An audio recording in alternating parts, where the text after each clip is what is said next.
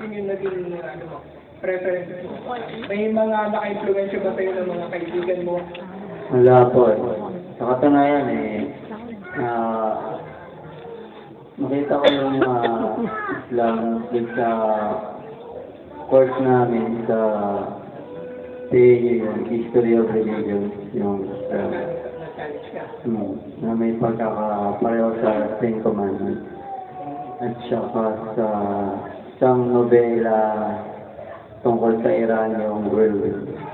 So, nung mga panahon na yun na nagkakasunod natin Islam sa history, nalalaman naman natin na karamihan sa mga historians, usually non-Muslims, at lagi silang may bias. Di ba? So, sa kabila nung nakita mo yung katotohanan tungkol sa Islam, ano ba yung exactly yung nabasa mo sa libro na yun? Naramdaman ko lang na kung bakit willing mamatay yung mga tao para kay Allah subhanahu wa ta'ala. So yung ba hindi naging negative ang impact mo sa'yo? Kasi pagdating sa mga non-Muslims especially, pagka naririnig nila yung mga ganitong description tungkol sa mga Muslim na willing silang mamatay para kay Allah, negative kagad ang tingin nila. So sa'yo naging positive pa pala sa iyo? Positive. So itong panahon na yun, nabasa mo yung willingness ng mga Muslim na mamatay para kay Allah. Hindi ba pareho lang din naman sa ibang religion? May mga Hindus na nagsusuicide para sa Diyos nila. May mga Kristiyano na nagsusuicide para sa Diyos nila. So, ano yung naging nakita mo paraan na naging kakaiba ang Islam doon sa iba pang mga pagkakaroon ng ganitong katangian na kanilang mga tagasunod? Paano paraan naging kakaiba ng Islam sa puso mo? Kasi aminin natin, hindi lang sa Islam, meron mga tao na willing na mamatay para sa religion nila. O para sa sinasamba nila. Meron din sa ibang religion. Pero ano yung nakita mong kakaiba sa Islam? Well, natuturo ko ng mabuti kasi mas nagbabawal ng masama. So yun yung nakita mo sa Islam. Pero kahit sa punto ng pag willingness ng Muslim na mamatay para kay Allah. In what way, paano naging positive ang impact nito sa iyo? At paano ito naging kakaiba nga o unique doon sa iba pang mga religions na meron din mga followers nila na ganito yung mindset nila. Kasi obviously, nung panahon na yun, di ba, nag-aaral ka na ng history. Meron kang iba pang mga nababasa na history ng iba pang mga religion. Ano ba yan?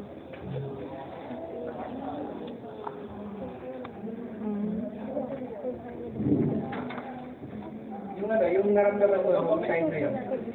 Naramdaman ko kasi na ito yung katotohanan. Kasi ang nung mga nakaraang mga panahon, nagkakaroon kami ng mga taong program. Isa sa mga naging proposal ko, yung distribution ng translation ng Quran sa mga public libraries at sa mga university libraries. Kasi marami sa mga tao sa pagdating nila ng secondary education sa high school at sa college, nagiging sila inquisitive. So, tulad mo, naalaman nito kung Islam for the first time, yung panahon na yun, nung college. So, yun yung naging, isa sa mga naging proposals namin, magkaroon ng ganitong programa. So, nung panahon na yun, na nabasa mo yung libro na yun, tungkol sa Islam na hindi na sinulat naman ng hindi Muslim. Nagkaroon ka ba ng mga karagdagang research sa Islam? Simula ka bang magtanong sa mga Muslim? Paano yung ginawa mo?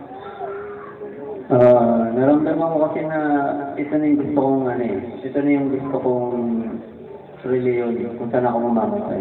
Kaya pumunta na ako agad na nakita ko doon sa Manila Library. Yung pamphlet ng Islamic Information Center. So, pinuntahan mo yung address na? Pinuntahan ko po yung Islamic Information Center. At doon ka na nag-Muslim ka? Pinatawa ko siya. So, makikita natin dito nga, alhamdulillah. Nung nakaraan meron tayo na interview si Brother Ali, nabasa niya yung libro ni Ustad Ahmed Recalde, yung Magbalik Islam. At isa yun sa mga naging trigger na magkaroon siya ng interest sa Islam at pag-aralan pa ang Islam. Ito na ang pamphlet na naman ng IIC, mashallah. At nakikita natin talaga yung malalaking epekto ng maliliit na bagay na ginagawa natin para kay Allah.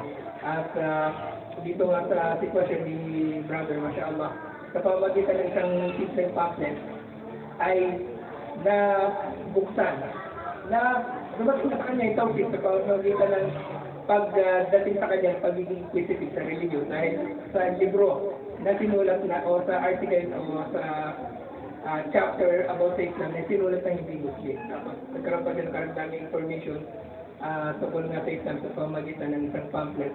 So ano ba yung pamphlet na yung brother at nakatulong sa iyo ng malaking na? Naalala mo pa? Parang may iniimbita na magsaliksik sa Islam, yung pamphlet ng Islamic Information Center. So yung panahon na yun, nung nabasa mo yung pamphlet na yun, hindi ka ba nagkaroon ng pagdadalawang isip na tama ba itong gagawin ko? Kasi kung daw nagkakamali, 2002, ito yung panahon na all-out war ni Iraq laban sa ito yung mga panahon ng ng mga kaguluhan, yung nangyari na yung 9/11 at kung ano pang mga kaguluhan nun. Opo. Pero ang diskarte ko po kung hindi ako tatanungin, hindi ko naman sasabihin. So yung, doon sa paghahanap ng information tungkol sa Islam, yung nabasa ko yung mga bagay na yung hindi ka ba nagkaroon ng inhibition o pagdadalawang isip sa sarili mo na yakapin kagad ng pananampalataya?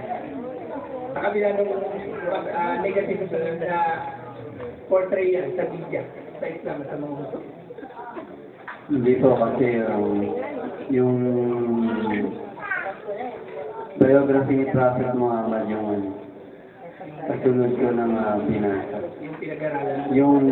Yung origin ng Islam at hindi yung mga naibalita. Hindi yung origin. So, makikita natin dito isang napakamahalagang punto na binanggit ni brother na maraming mga negative publicity tungkol sa Islam. Pero siya, inignan niya yung tinuturo ng Islam mula sa mga Muslim. At hindi ko kasi sinasabi ng mga hindi Muslim tungkol sa Islam. At brother, sa buhay mo naman nga, matapos ka nag-Muslim ka na noong 2002. Ano yung mga naging pagbabago sa buhay mo? Simula na po akong mag-aaral ng Islam. Pero hindi pa ko alam ng parents. Wala pong nakakaalam. Kailan mo pinalam sa kanila? Hindi ko po ito pinalam pero sinabi ko ito nung pinagkatiwala ko panganay kaso dinuligan na Anong naging reaction mo sa hindi sila nagalit kasi matagal na rin. Matagal na panahon na lumipas Na hindi nila alam. Nakakapagsala ako nang hindi nila alam. sa bahay niyo. Hindi ako makain ng baboy nang hindi halata. Nung buhay mo bilang university student sa same time na Muslim ka, hindi ba yun naka-affect kasi doon, di ba, kami mga babae sa kanilang nila. Yung oras na doon sa lagi ka doon sa oras na meron kang klase, paano mo nagagawa ng paraan mo ngayon? Graduate na po ako. Graduate ka na doon time na... So wala nang problema sa school. So ngayon nagpapatuloy ka sa ito. Hindi po. Medyo layo na sa tao ngayon. Pero alhamdulillah, doon sa pagsisimula mo, doon sa pagiging Muslim mo, nag-aral ka immediately. Mahilig po akong mag-aaral. Lalo na sa Islam.